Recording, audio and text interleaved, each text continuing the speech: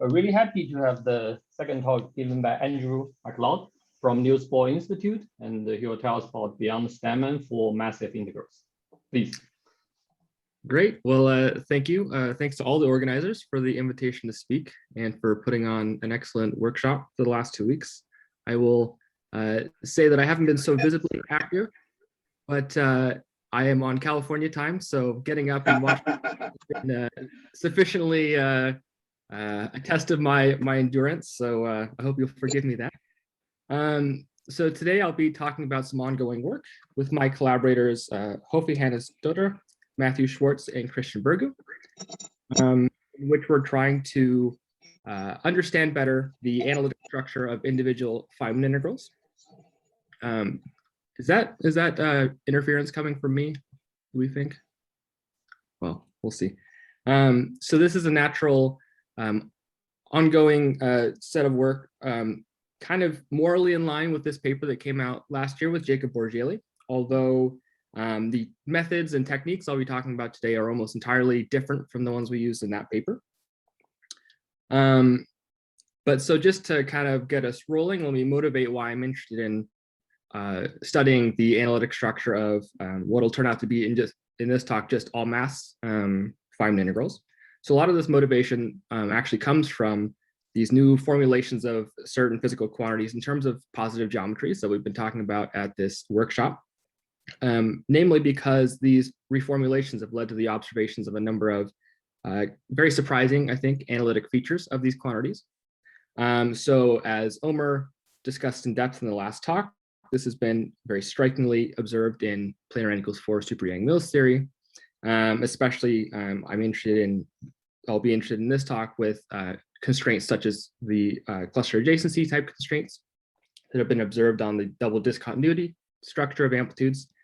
But even beyond amplitudes and even beyond the dual conformal case, some similar types of constraints have been observed on individual integrals. We even had this paper from Song and Company last night. And in more exotic quantities, such as the wave function of the universe, which we heard talks about on Wednesday, we can also see novel types of constraints that would be interesting to understand from an integral by integral perspective. So this will be kind of the guiding question of my talk at the bottom here. I want to ask the question of whether we can see these types of restraints or restrictions directly from the point of view of Landau analysis. So I should mention that a few different groups have asked similar types of questions in the amplitudes community over the last few years. So for instance, Mark and Anastasia and the rest of the Brown group have looked at Landau type analysis in planar n equals 4. Also, Einan and Ruth and Claude and Samuel have looked at similar types of questions in the context of dimensional regularization. I will be coming in from a different direction. Namely, I'll be focusing on what I'll call all mass Feynman integrals. So these will be Feynman integrals that have generic internal and external masses. And the way I'll be studying the discontinuity structure or the analytic structure of these integrals is to make use of a formalism introduced by Frédéric Pham in 1967, where he generalized the study of Landau diagrams or varieties associated with Landau diagrams to varieties associated with graph contractions. So I'll be introducing that formalism, and that'll allow me to talk about the iterated discontinuities of these integrals as sequences of graph contractions. And moreover, I can describe how this actually implies restrictions on the analytic structure of these integrals that look a lot like Steinmann, but go beyond vanilla Steinmann constraints. And then at the end, I'm going to describe the geometric picture underlying these methods and how perhaps it hints at one can hope a positive geometry formulation, although I have no concrete proposal here. So this is an open question that I think this is the right audience to think about. So just to make sure we're all on the same page, I'm going to be talking about Feynman integrals with totally generic internal and external masses in an integer number of spacetime dimensions d. So that means I'll be considering integrals of this form, where I start with a graph and I find a basis of cycles and parameterize the loop momentum going through those cycles in terms of some independent set of loop momenta that I'll label by Lj. And then for all the edges in the graph, I'll have some propagator in my integrand where I assign these edges some mass, and I'll represent the momentum flowing through each edge by Q, and where this momentum will depend on the internal loop momenta and then the external momenta flowing in and out of my scattering process, which I'll denote by P. So the primary example that I'll be making use of throughout the talk will be the set of one loop scalar endpoint integrals in n spacetime dimensions. And of course, this is kind of the simplest class of integrals we can consider in the all mass case, but also we happen to know quite a lot about them. So just to be clear, these are the set of integrals that have n internal propagators and n external propagators. And one of the things that's known about them, they've been studied in quite a few contexts, and one of the things that's been observed is that they have very restricted kinematic dependence. So in particular, I can package all their kinematic dependence in these y variables here. And so these y variables are most easily formulated in terms of square differences of dual coordinates, which most of you will be familiar with from planar n equals 4. So I have some dual coordinates associated with these regions and so on. And so if I want to formulate the y coordinate corresponding, for instance, to y24, what I'll consider is the square difference between these two dual coordinates. So considering these two regions, and that's going to be, if you look at this relation to the external momenta, that's just going to be the square of the sum of the external momenta between these two regions. Then I'll subtract off the square of the two internal masses that bound these regions, these guys here, and divide by twice the product of the two same masses. And having defined these kinematic variables, I can think of packaging them into a matrix, an n by n matrix, that you can see just from the definition of these variables. Y is going to be symmetric. So this matrix depends on the internal masses, external momenta, and packages all the kinematic dependence of these integrals. So as I say, a lot is known about these integrals, and in particular, we know their full symbol for all n. So let me apologize in advance for all the notation on this slide, but I will try and walk through it slowly. And then in a couple of slides, I'll make sure that everyone gets the relevant takeaways from what I'm going to try and show. These integrals actually were studied in some form over 100 years ago already by Schlafly, who described them in terms of a differential equation. This form of these integrals comes almost directly out of a paper by Ayamoto from actually, I guess, over 40 years ago now. But I've rewritten it. He wrote it in terms of iterated integrals. I've rewritten it in the symbol language of Goncharov, Spradlin, Burgu, and Volovich that they introduced about 10 years ago.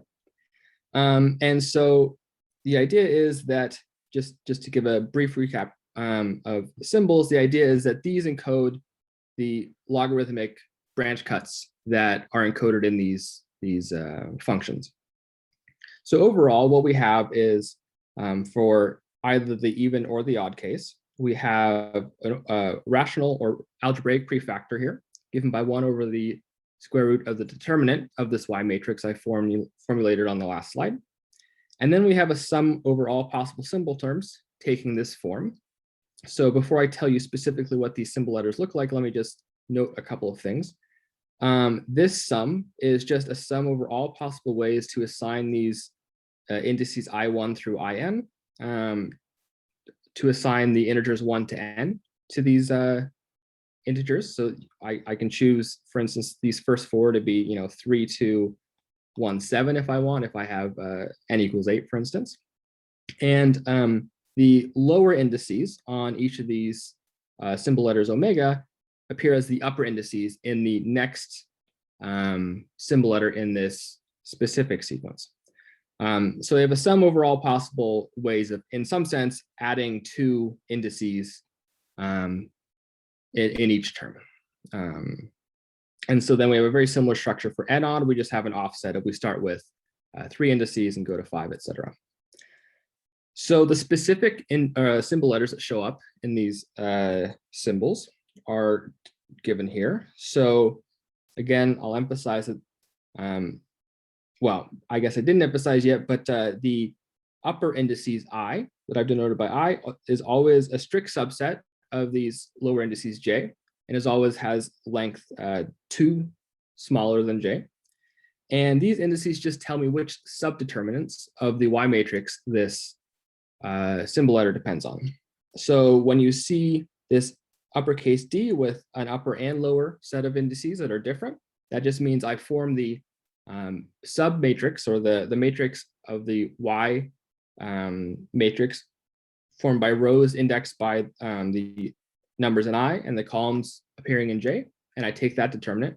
And when I just have a single index on one of these Ds, it means the rows and the columns have the same indices. So a very simple example I could give is just if I have something like D1, 2, that would correspond to computing the determinant that one sees just in the first 2x2 block. So the idea here is then we just have these specific algebraic combinations of these subdeterminants showing up from the Y matrix, and these account for all possible symbol entries in these symbols. Okay. So I'm actually, for this talk, less interested in the symbol letters themselves as I'm interested in their branch points. I really will only be talking about branch points. So it turns out we can really nail down where all the branch points are in these integrals with the help of this identity from Ayamoto. So what we can notice here is if I look at the symbol letter here, which I just repeated from the last slide, when either of these two subdeterminants vanish, this term in this identity will drop out.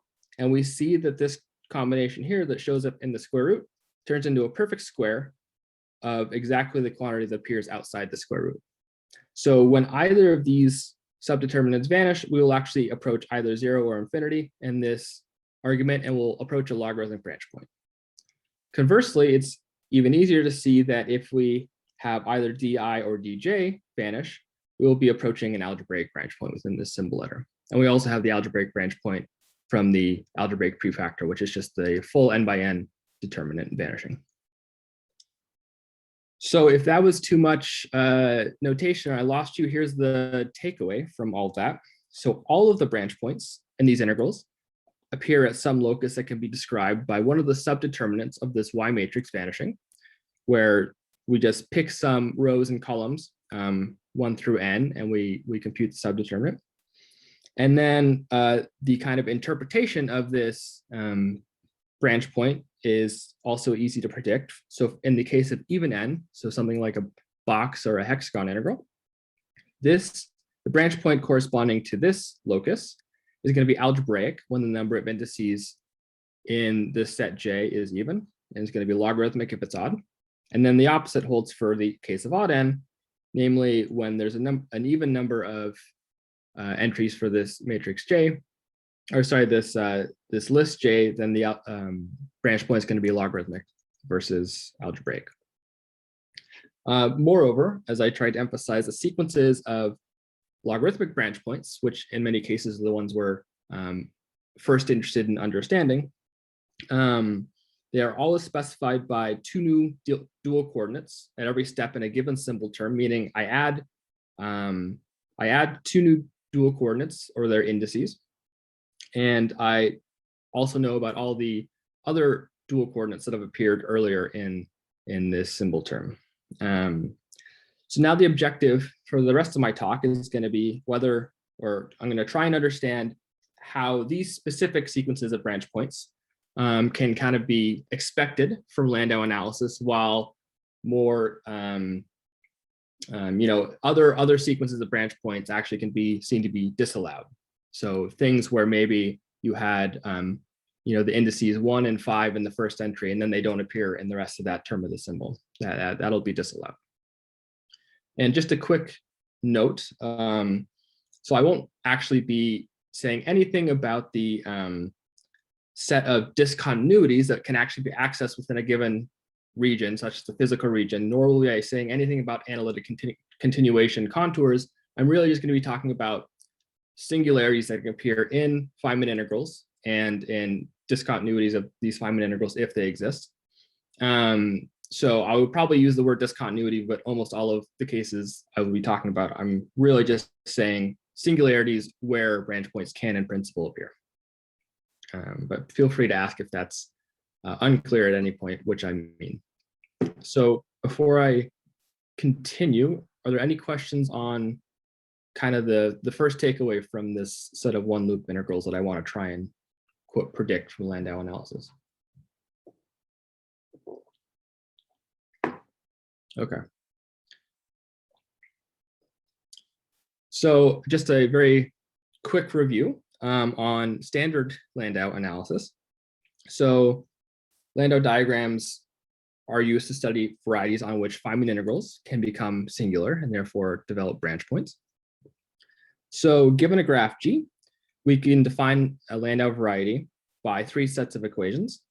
First, we assign an on-shell equation or condition to each of the edges in G, meaning that we equate the square of the momentum flowing through that edge to the square of the mass that I'll be assigned to that edge, which again is going to be generic for all the integrals I'm looking at. We also have momentum conservation at each vertex in this graph. And finally, we formulate a Landau loop equation to every loop that we can form from the internal lines in this graph. And by that, I mean we introduce some set of alpha parameters for these edges, and then we require that this sum vanishes for each of these independent loops. And then the idea is that this variety identifies a kinematic locus on which any Feynman integral that kind of contains this, this graph G can become singular because propagators are going on shell and we have actual physical scattering processes happening. So I'm just gonna do one very quick example, which will be very relevant to this talk. So that's just the bubble Landau locus. So in order to understand where in kinematic space this Landau diagram identifies, let's look at the loop Landau equation associated with it. So using standard techniques, I can dot this equation in with Q1 and Q2 again to formulate a matrix equation. And then the idea is that in order for there to be a non-trivial solution to this equation, meaning that I don't just set both of the alphas to 0, the determinant of this matrix here has to vanish. But then I could just use momentum conservation on this vertex and square that relation to see that I can trade these internal momenta in the diagonal or off diagonal components rather for something that depends only on the external momenta and the masses. And so actually considering the negative of this matrix and making that replacement, I see that this is precisely the 2x2 version of the matrix Y that I introduced a few slides ago up to these kind of rescalings by diagonal matrices. And for the generic mass case, these determinants will never vanish. And so we see that if this determinant vanishes, the matrix Y will also vanish. It's an if and only if statement. And in fact, for those of you who have read the analytic S matrix book, you will recognize that this is precisely because they use precisely the set of Y variables when they do Landau analysis. So of course, the only difference is I've formulated them in terms of dual coordinates. But so one can actually see by revisiting that book that the one loop Landau diagram that has R internal propagators will more generally encode the single or the kinematic locus that looks like this when there are R entries in the list J. So there's really a nice correspondence between these conditions and the Landau diagram with the same number of internal edges. And of course, this J is going to specify some list of we can think of them as the dual points in Y diagram. So it'll be a subset, but those are going to be the dual points that appear outside of the, or in the different regions outside of this given Landau diagram. So that means, or the upshot is that means that if I want to predict, for instance, the sequences of logarithmic branch points that appear in these integrals, I will be considering sequences of Landau diagrams that look like this. So for instance, we can have a bubble to a box to a hexagon. And we note that I1 and I2 continue to appear in all of these diagrams. And I just keep adding pairs of indices, but they never disappear. I never drop any indices as I move to the right. And so that is just to say, I I don't expect more sporadic sequences where, X I1 doesn't appear in this hexagon, or maybe I also don't expect to get a bubble to a box to a hexagon to a bubble or something like this. Okay. So in order to actually look at the specific sequences of singularities that appear in these integrals, though, I don't want to just be able to predict where the Feynman integral broadly construed is singular. I want to be able to look at the singularities of individual Landau diagrams. So in order to do this, I'm going to make use of a formalism developed by Frédéric Pham in 1967 in this paper, which is entirely in French. So special thanks goes to Christian for being both translator and interpreter on this project, doing a lot of the legwork. So before I kind of describe the overarching results of this paper, let me just work through some of the examples of the types of analysis that it allows us to do. And then I'll kind of try and recap after that. So as I said in the outline, the key move made in this paper is, instead of associating a Landau variety to a graph, like an individual Landau diagram, we're going to now associate them to graph contractions. So given a graph contraction kappa, from a graph G1 to G2, meaning that I take some of the internal edges of G1, delete them, and identify the vertices that they connected. So sometimes this is called a pinch. Given that contraction, I'll now associate a variety to this set of equations. First, I'll assign the on-shell conditions to each of the edges in G1 like before. Also, I have momentum conservation for all the vertices in G1.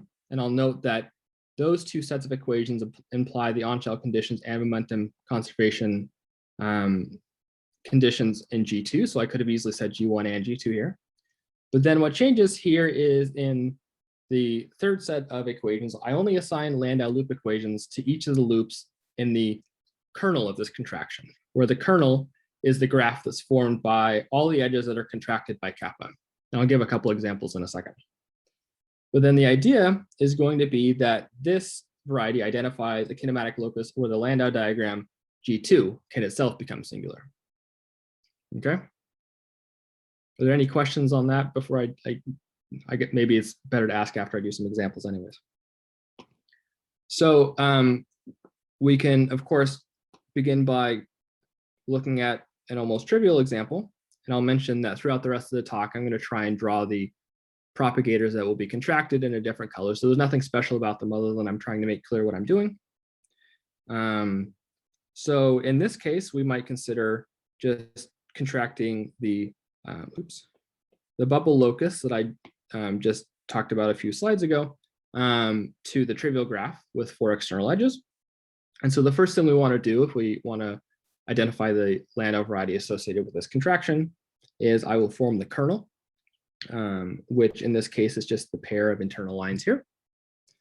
So it's easy to see in this case that because all of the internal lines appear in the kernel, we're going to get exactly the same Landau variety as we got from the bubble Landau diagram initially. So more generally, it's easy to see that we can recover the normal variety would associate with a single diagram just by contracting all internal edges like this. But we can consider more exotic and interesting situations very easily. For instance, we might consider a contraction of this double-sided triangle down to the bubble. And in this case, in this case, we again have a kernel that's just a single bubble. And so it's not the Landau variety we would normally associate with this graph, but it's supposed to describe a location where this Landau diagram can become singular. And hopefully the physical intuition behind this can be a bit, pretty clear, because we're literally saying if we have a scattering process where we have a pair of on-shell scattering particles here, we're looking at where this configuration of particles can itself become singular. And so we're kind of zooming in on this scattering process and looking at where it can become more singular. So this is the basic idea. So having described a set of varieties associated with graph contractions, it makes sense to try and sequence these contractions. So let me consider a simple example of doing that. So I'll start with my favorite bubble example where I contract the bubble down to a trivial graph. But now let's look at what happens if I consider the contraction of this triangle to that graph, to that bubble. So in this case, the kernel of this first contraction is just a single on-shell propagator. So there's no loop Landau equation to associate to this kernel. So it's kind of maybe unclear initially how to understand this or what to do with this. But Pham actually gave a nice way to understand these diagrams. So what we can do is we can look at this diagonal contraction. And this diagonal contraction does have a full loop Landau equation naturally associated with it. And the way to read this diagram is to say, if we are on the support of this Landau variety, what additional conditions do we need to impose to land on this Landau variety? And so this is an answer to that question.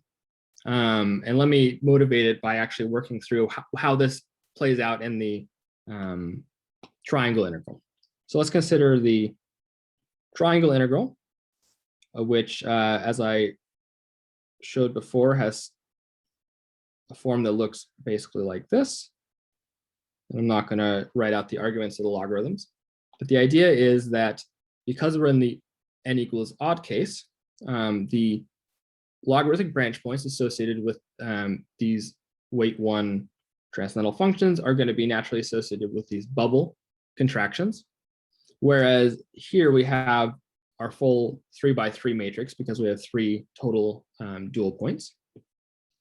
And so what we can ask is what happens to this 3x3 determinant, which is naturally associated with this diagonal triangle singularity. What happens to it on the support of this bubble variety? So we can answer this question very concretely. So in that, or on the support of this variety, meaning I just plug in the solution of this Landau variety, what happens is this determinant becomes proportional to the following quantity. So I've solved for y12 in this case over here, and what I find is that this determinant turns into a perfect square with either a plus or a minus sign between these variables, depending on whether we're on a threshold or a pseudo threshold. And so we see already that we're going to be able to pull this out and get a simple pull out in front of this triangle integral.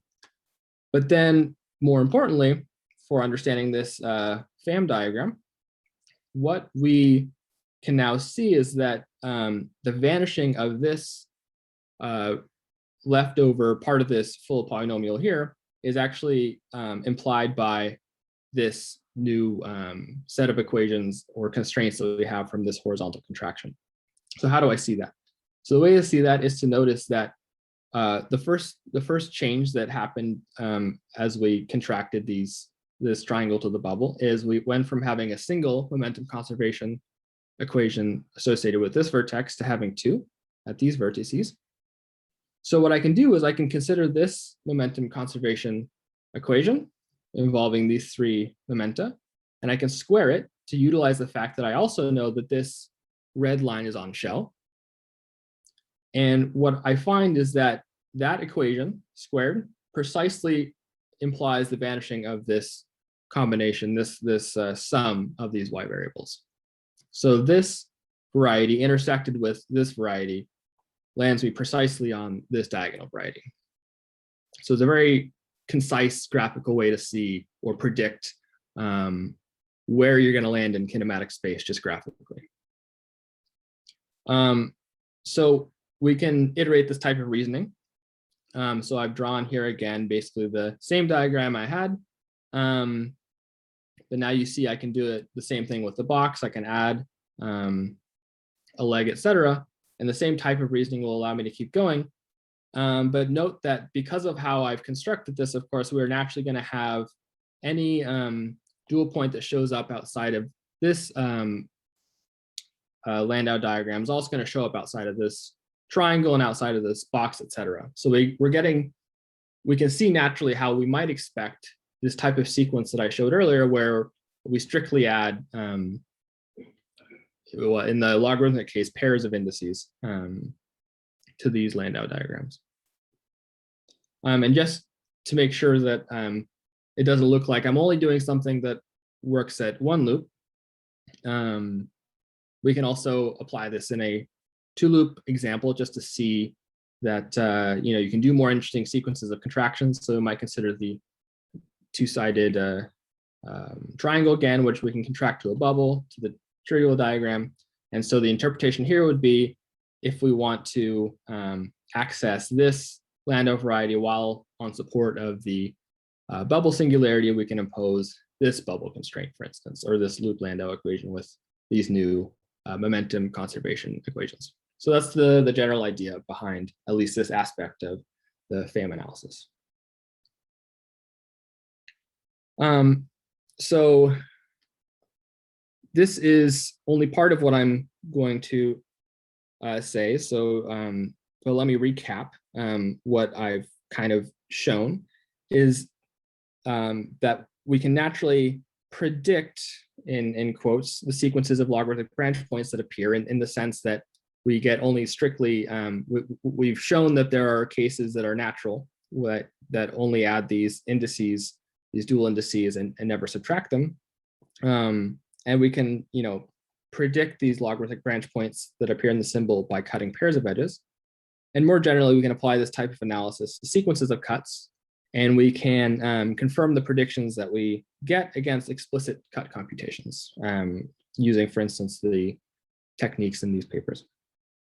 And let me emphasize also that these methods allow us to go and consider any random cut we want, meaning I can cut any set of legs that I'm interested in, although we are primarily interested in contractions that'll be codimension one, just because those are the ones we know how to, in principle, make sense of using or as discontinuities. And then also, I can emphasize that these methods are really latching onto any of the singularities in the Feynman diagram, not just the logarithmic branch points. Okay. So now you might be asking a question: why am I only talking about these sequenceable contractions of graphs? I mean, it's nice that I can kind of see naturally where these sequences of branch points can appear, but surely we should be expecting a lot more exotic sequences of singularities as well. But actually, because of a theorem by FAM, we can pretty much restrict ourselves to singularities corresponding to sequenceable contractions. And of course, there's always an asterisk, but let me first say the theorem, or some form of the theorem. So what FAM showed is that the cut integral associated with this graph contraction, so the integral that computes the discontinuity of a given Feynman integral corresponding to this discontinuity, or this cut, is analytic above the threshold and outside of the Landau varieties corresponding to contractions that can be put in sequence with this contraction. So namely, an example of this would be if we're looking at the cut integral associated with the bubble to trivial graph, we can prepend that by this triangle to bubble singularity, or a contraction rather. And so we can expect that the bubble Landau variety can have or become singular on the support of this triangle to bubble contraction. But what FAM is saying is that this is basically all the places where we can expect singularities. And the asterisk here is just that we can also get singularities from subgraphs of Landau diagrams. So in principle, this means that we do not have what we might call the naive hierarchy principle. So that would be the statement that we can only get singularities of Landau diagrams, and correspondingly, due to this theorem, only get sequences of branch points. So it's strictly just add more and more on-shell legs. So that happens to be close to what we see in the one-loop n-gons, but of course, one loop is never indicative of what's happening at 10 loops.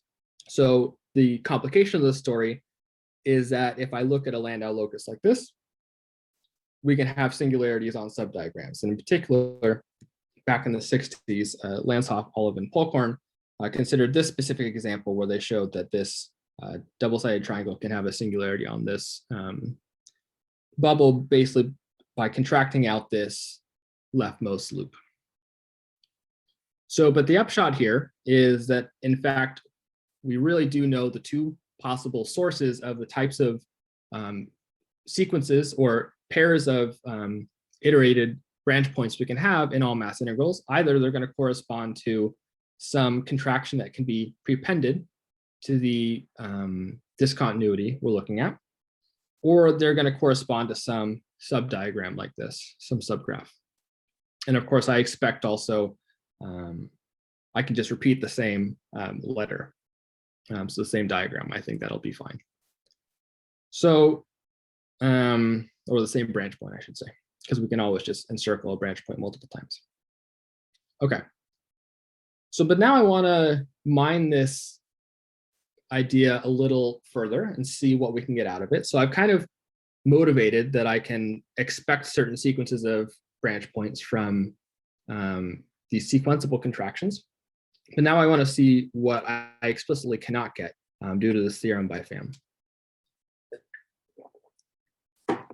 So as we saw in some of the examples, in particular the triangle to the bubble example, and then the bubble, the contraction to the trivial graph after that, the singular locus associated with a given cut, in this case, the single on-shell leg that I denoted in red, can be shifted when we consider it on the support of another cut.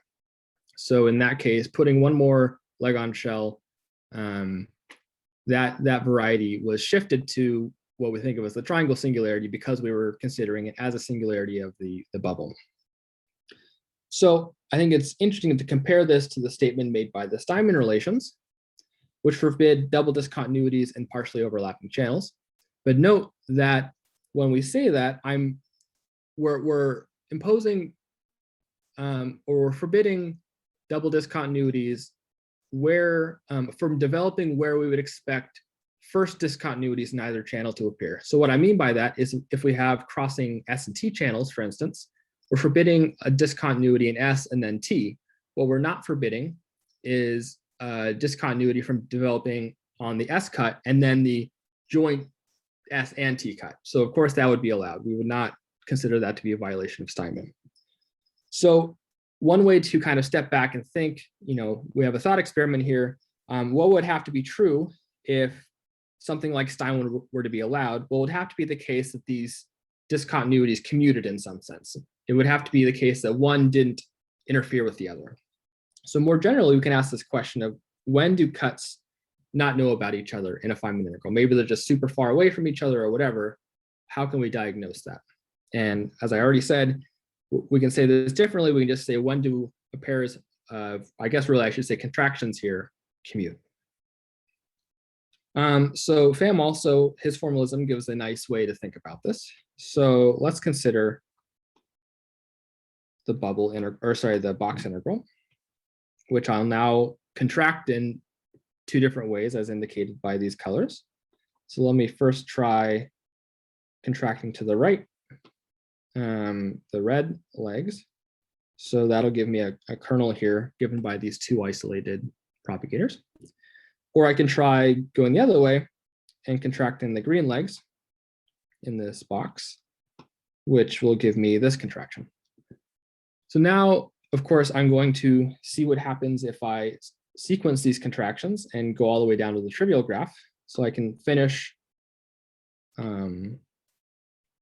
filling in this Pham diagram.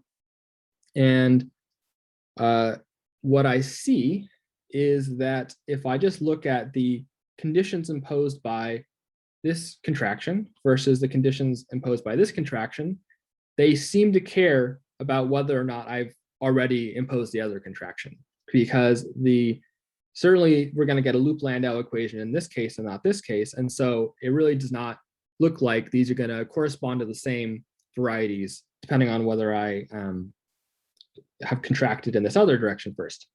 And so that's the right way to think about it. So the test we can just graphically impose is to say, or to ask the question, do these two kernels match each other?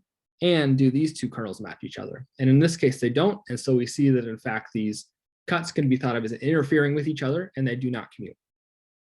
Taking one cut first will kind of change the locus associated, the singular locus associated with the other one.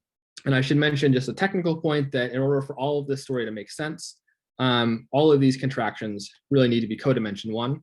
So I'm twisting this test a little to my uses, because strictly speaking, that means that if these were to commute and be independent, that means that this contraction should be codimension 2, which in this case it's not, but of course that's precisely what I wanted to show, is that this sequence of contractions is not independent.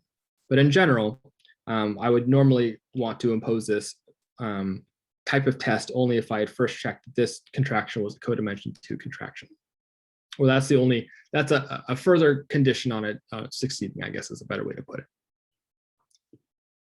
So I actually want to push this intuition a little further for the Steinmann case by asking, okay, if we're saying, you know, if a pair of discontinuities like this were to be allowed, they would have to commute. I want to push this intuition a little further by explicitly going to a kinematic configuration where both of these bubbles are solved and don't interfere with each other, and just check that this intuition makes sense. So I can do that by making the momentum flowing through these red internal propagators parallel and orthogonal to the momentum flowing through the green propagators. So I can do that by defining a set of unit vectors that are orthogonal to each other. And what I do is I just set these opposite propagators proportional to these two unit vectors with the right proportionality constant to solve the bubble Landau variety. And so what one finds if one just plugs this kinematic situation into our kinematic matrix Y, we see that all the Y variables that talk about adjacent regions, adjacent external regions vanish, whereas these Y variables that tell me about these opposite regions, which would be precisely the single variables we'd expect to describe, for instance, a bubble formed by these two red lines, they approach 1, which basically corresponds to them going on threshold, which makes sense because I'm actually explicitly solving the bubble equation in, for instance, the red lines by these kinematics. But what we see in the limit of this threshold is actually exactly what we were kind of hoping to see, which is I take the symbol of the box and I plug in these kinematics. And what I find is that we explicitly get a product of two bubbles in this limit. All the other terms disappear, and we're left with a situation where we really can take a discontinuity in S and then a discontinuity in T.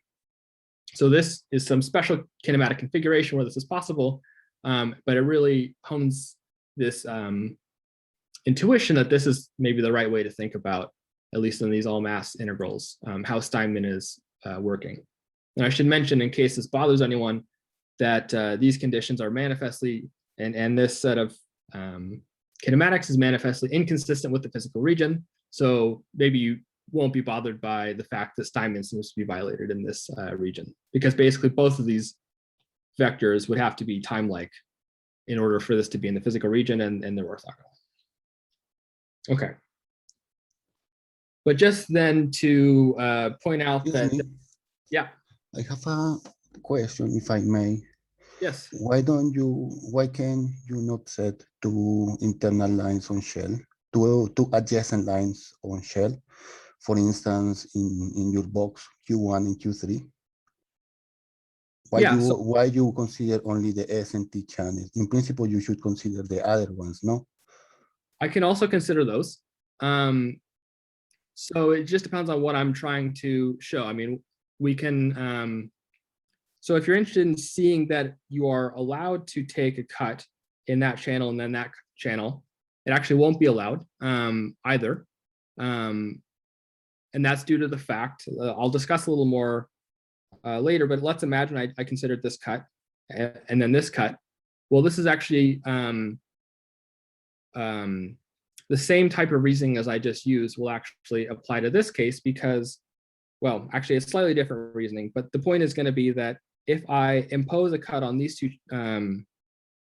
two propagators, then there's no way for me to, in a second cut, relax those two cuts in order to put these on shell because of this statement by FAM that there needs to be a contraction that goes from basically this bubble to this bubble. So then that doesn't exist, nor are they subdiagrams of each other. So in that case, that will also be disallowed, but I guess for slightly different reasoning than I've presented thus far. Does that make sense? Does that answer your question?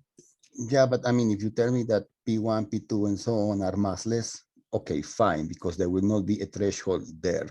But if they are not if they are massive, there will be thresholds in those kernels. That's my concern.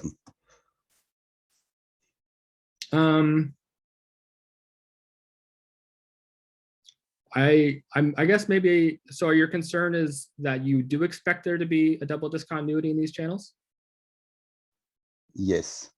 Okay. Like for instance, these two corners will manifest a discontinuity. Well, it could be that there exists a special kinematic situation similar to the one I considered for these opposite edges, where indeed we'll get some factorization like this. But then my claim would be that I don't expect that to be accessible within the physical region. But certainly for generic kinematics, I would say that you cannot have a discontinuity in this corner and then this corner.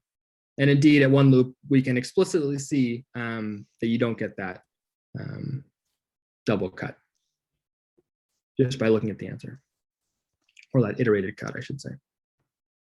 But maybe I'll keep going, and then I'm going to return to this type of reasoning in a few slides and maybe continue to ask that question if you're not satisfied. Yes, thanks. So just to show an example of a pair of contractions that do commute for the sake of seeing that an example does work, we can of course go to higher loop order, and it should be clear starting from this diagram that we can cut the left loop or the right loop in any order we want, and it does, the rest of the diagram doesn't really care about that. And we see that in the FAM language by the fact that these two kernels are the same and these two kernels are the same. So these contractions in some sense identify the same Landau variety regardless of whether I've cut the other bubble. That's the idea. But note that this same this FAM theorem actually implies new constraints beyond those that we expect from Steinmann, and this is easy to see maybe in the pentagon integral. So let's consider this integral and the cuts in the S12 channel versus the S123 channel. So the S12 channel will correspond to a Landau diagram that looks like this, whereas the S123 channel will look like this. And due to the fact that we cannot contract one of these diagrams to the other, nor is one a subdiagram of the other, FAM immediately tells us that we cannot have, in the one loop case, a non-zero discontinuity in S12 and then S123, or the opposite order. So this is the type of reasoning that allows us to immediately say that a sequence of cuts in these two channels is disallowed. And this is exactly analogous to the reasoning I was trying to use to show that if you had just a box and you had the two corner cuts, they would also not be allowed. And again, this is just for the generic mass case. I'm saying nothing about the case with massless particles anywhere. But then just to drive home a point that I don't think I've emphasized yet, these constraints, such as the one that I just derived here, are only going to apply to individual integrals that have specific topologies. So here is again the set of commuting cuts that I showed or commuting contractions that I showed just a couple of slides ago. And all I've done is I've now labeled the external legs, and I said that I could take a cut in S12 and or in S123 in any order I wanted, and they didn't care about each other. So the point is that for some 2 and higher loop diagrams, this double discontinuity will definitely be allowed. So unlike the normal Steinmann relations, where there's a nice succinct way to state the restrictions we're getting, just in terms of partially overlapping momentum channels, here we're really gonna have to look at an integral and decide what contractions are available to us and what Landau diagrams contribute to this Feynman integral, and then we can maybe derive some constraints on it.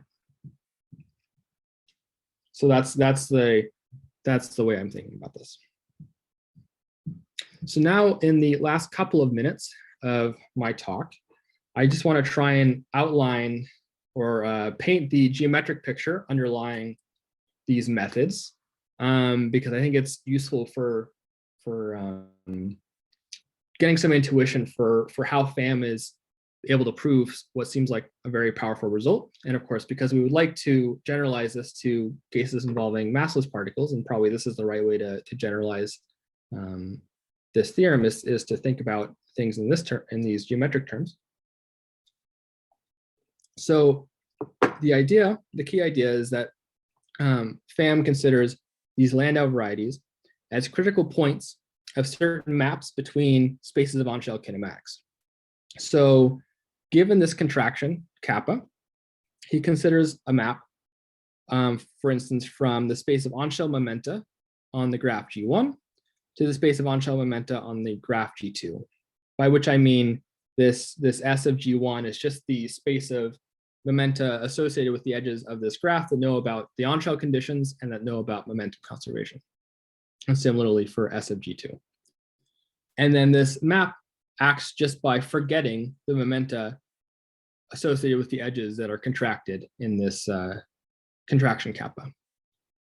Okay.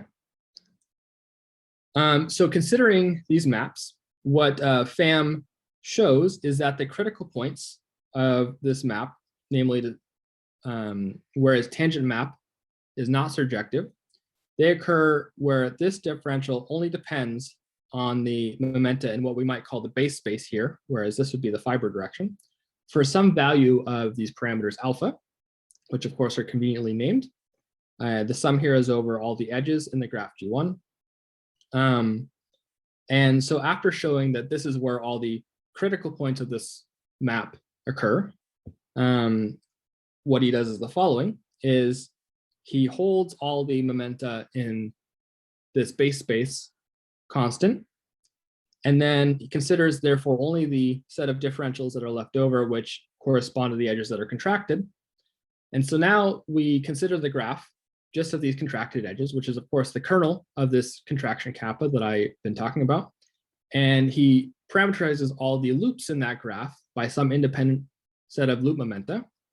And we're going to be holding all external momenta constant. So after parameterizing in terms of some independent set of loop momenta, all the dPs that show up in that parameterization will vanish. And we're just left with some number of things that look like dLj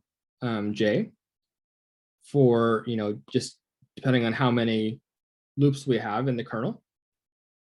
And then we can just strip off for each of those independent L's, we can strip off a different independent equation that multiplies it. And these are going to turn out to be exactly the loop Landau equations that one can form from considering loops in this kernel graph. So this is exactly the variety that I've been talking about in this talk. So anyway, that was all very quick. I don't expect that all this slide to be very clear immediately, but I just wanted to get the ingredients in this geometric picture on the table, and because I think this is probably the right way to think about generalizing this result, which of course we're interested in doing. But also because we're at a positive geometry workshop, I can't help but make a very naive and maybe overly ambitious comment, which is we should at least think about the intriguing set of ingredients that we now have on the table. We have a natural set of spaces of on-shell kinematics that we're considering. We have some positivity conditions, which I haven't emphasized through this talk, but really we're only ever interested in solutions to the loop Landau equations where the alphas are non-negative. And then we also have a natural set of maps that map us between spaces corresponding to these on-shell kinematics when we have one graph that can be contracted to another. So it's worth thinking about whether there might be a way to formulate this geometric picture in terms of, and these techniques in terms of some positive geometry, although I have nothing more concrete to say about that. So a couple of related questions that are worth bringing up is I think it would be interesting to know whether there's a clean relation between this formalism of FAMs and the graphical coaction, which also considers these types of graph contractions or pinches. And similarly, from Sebastian's talk earlier this week, there might be a connection between this tropical geometry approach to the IR-UV structure of Feynman integrals, just because they also seem to have these types of pinches or contractions that they were considering, if I remember correctly. Anyway, these are, again, just loose questions that I don't have any further comments on at this time. But with that, let me conclude.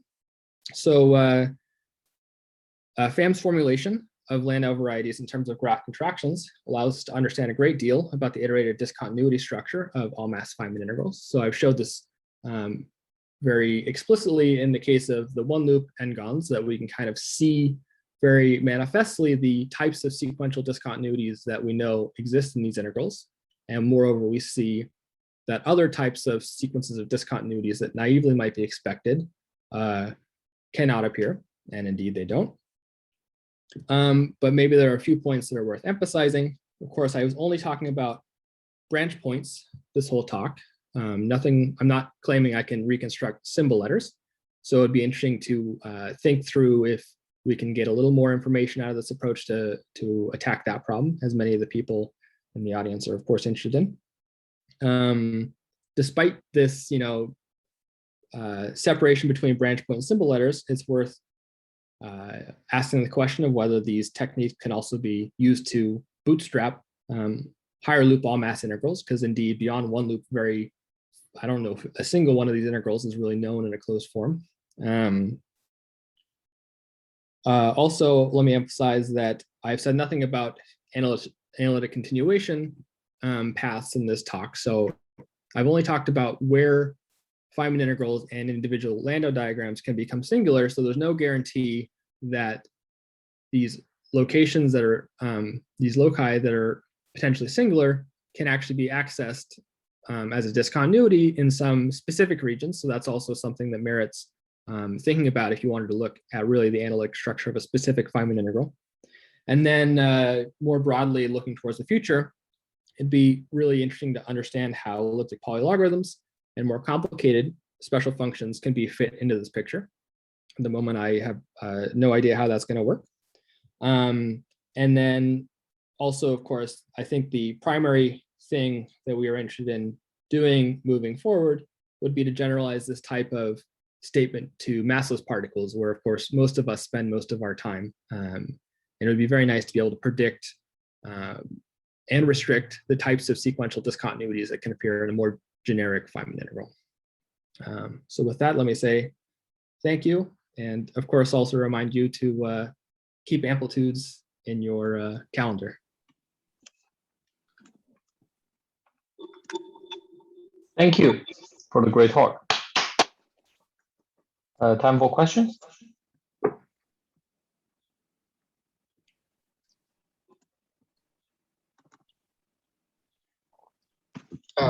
Hi, had a question. So do you have a more geometric way of understanding these cuts from the geometry of Landau varieties, this sequence of cuts? Because we were doing something like with Omer and some other collaborators, we're doing something similar, but we're more connected to, like, we started motivated from the geometry of the loop pentahedron, and then maybe moved away because they were massless, so there were some problems. But is there a geometric way that you can understand the sequence of cuts in terms of some underlying geometry? I mean, you said that you don't have a positive geometry, but at least some kind of geometric notions of these sequences of cuts.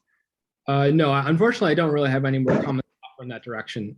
We've been primarily trying to think in terms of this geometric picture, just because it's a very different way of thinking that I think is in the literature, and so it is worth exploring. So I've not really explored that type of geometry. But I think it'd be very interesting if you have any thoughts or ideas, certainly.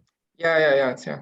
I mean, the literature with FAM and others, it's very broad and they have lots of things, but I think it's interesting to broad out lots of papers from that period, because it's there are nice results, I think, hidden there. There are.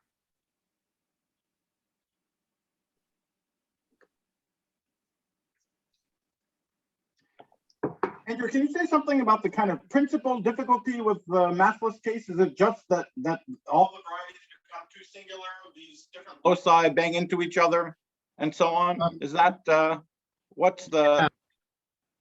There's certainly some of that, which is the same type of difficulty we encountered in the last paper, where sometimes there seems to be some genuine regulator dependence when we take double discontinuities. So we can consider a mass regulator versus dim reg, and you actually get a different answer as to whether a double discontinuity is 0 or not. So yeah, there are a number of difficulties, and maybe even Hofi wants to say more about this. But I think at the moment we realized, or at least I realized, that the massive case was plenty to chew on for the time. I haven't been so actively looking at that yet, although of course asymptotically I think that's the interesting direction to go in. Although I can say I've looked at many cases where I thought maybe it would work, this type of strategy, and because you have plenty of external particles, so you effectively have external masses and only internal masses, and everything's finite, and still there seem to be some difficulties. So there's something that changes, I think, in this geometric picture that we don't understand yet.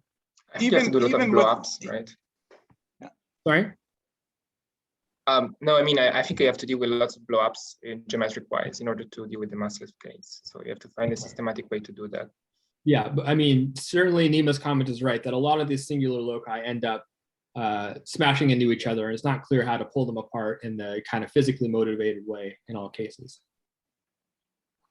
But you're saying there are actually examples where you get a different answer in dim reg versus a mass regularization. Yes, we gave an example. I think it was in the conclusion of our last paper, or maybe it was in one of the sections. It's basically the form particle box, just the S and T check. Right. With external massless particles, yeah. All right, Andrew, just to be clear that when all the external masses are still there and you set internal mass to 0, and then the integrals are finite, and you still cannot do this cut in the few examples that I've, which has been not many. So it doesn't automatically go through. Maybe it will in some cases, but again, I would say that we haven't identified precisely what goes wrong in this picture when you start including massless particles. Something goes wrong, and perhaps that'll be the next step, is just to do a survey of every finite integral we can think of and see which ones fail and which ones maybe don't. That would be probably worth doing. And I can add, I think that the mass can be thought of as an infrared regulator. So you can just take the limit that the mass goes to 0 to describe the massless limit. The problem is when you have the strictly massless case, especially in dimensional regularization, when you have these massless 3-point vertices, they just become really ambiguous because the limit is not smooth when the mass goes to 0. And that's the origin of all the confusion. I think it all should work. It's just, just sorting it out and understanding the regulator dependence is a bit of a headache. Can I perhaps make a comment here? You refer to the diagrammatic coaction in this context. So at least in dimensional regularization, things work smoothly in the sense that you don't expand in epsilon. You have your integrals defined in dim reg, and then the same diagrammatic coaction that captures the singularities for the massive case works in the massless case. Sometimes there are interesting things that happen. Certain diagrams vanish, and some master integrals that were linearly independent, they become dependent, so you have fewer. So these interesting things happen, but you can directly see what would happen from the diagrammatic coaction. So because the structure remains the same. Yeah, actually, this is one of the reasons I think comparing to what you guys are doing is probably fruitful because you can deal with the massless case. So there's probably some, DIMREG does the job. yeah. You know, sometimes what happens is rather subtle analytically. So you get interesting situations where, in order to take the limit, you must ensure that epsilon is negative, so it actually functions as an infrared regulator. But in terms of the diagrammatic picture, it all works, at least in all the cases that we studied. That's now to loop doesn't include you know, very complicated integrals, but it works beautifully in terms of interpolating between massive and massless cases. Yeah, good. That's right. Thanks. Maybe what about evaluating those integrals in 6 dimensions? Which integrals? I mean, for instance, the massless box, Mm-hmm. everything massless. Mm-hmm. So I expect it to be finite. Yeah, we looked into that too, but we had the same problem with like the limits not commuting, like regulating it with a mass and taking like the discontinuity. Like if everything is massive and you take the discontinuity, you get a different answer from like even a finite integral when everything is massless. So that's the puzzle. So But that's definitely one example that like was one of the first things that we tried, because as you say, it's finite and it's in integer dimensions, and it's a good example to explore. but perhaps it's useful to keep DIMREG in the massive case as well. So you start with a dimensionally regularized integral. You don't eliminate DIMREG and replace it by the mass. You have both, and then things at least can be made consistent. Right? Because you can send the mass to 0, you know, and then the tool should be consistent. But what's the difficulty? Why do you insist on working on integer dimension here, That was as opposed to DIMREG? as we looked at. I don't know that there's an in principle problem. Yeah, the relevant statement is the all mass statement, I think, for us. Right. Yeah, but I mean, even there, you could try like No, that's right. non-integer. That's right. Yeah, I guess our reasoning was just that let's start in integer dimensions in case something goes wrong in DIMREG, and we want to like try to find the exact thing that goes wrong and not like add too many things that might affect the answer. Sure. Yeah. But I'm not, or we're not sure that there is any problem with DIMREG. We don't really expect that a priori.